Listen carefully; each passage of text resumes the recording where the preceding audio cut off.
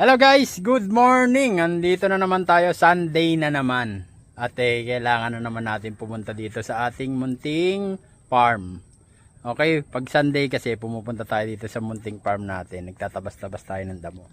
Tulad nito ay ng mga damo. Tapos nagtatanim tayo ng mga halaman. Ito yung munting farm natin. Yan. Ayan o.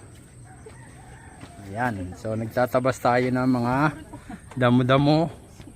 Ayan, tinabasan na natin yung daanan natin. Ayan. So yun, tinabasan na natin yung daan. So nagtabas na tayo dito.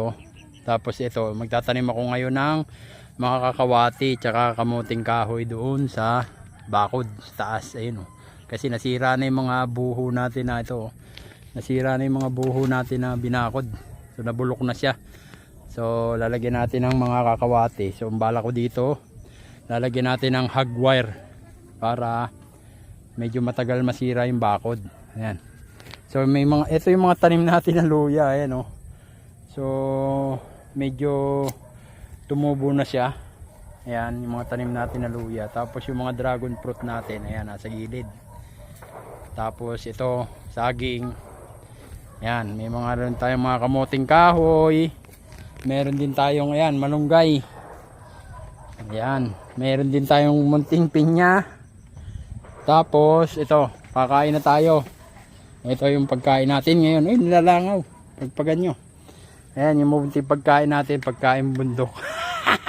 Problema, walang gulay. Kasi naubusan ng gulay, tinatanim pa namin yung gulay. Kaya siguro so next na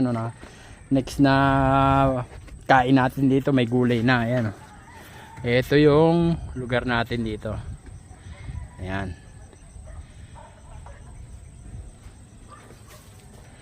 Okay, so magtatanim tayo dito sa may gilid ng bakod natin yan. Pag ganun, pataas. So nakapagtanim na tayo yan yung dun sa kabila kanina. Tataniman natin yan ng kakawati pataas pag ganun. Para sa susunod, nalagyan na lang natin siya ng hog wire. Okay.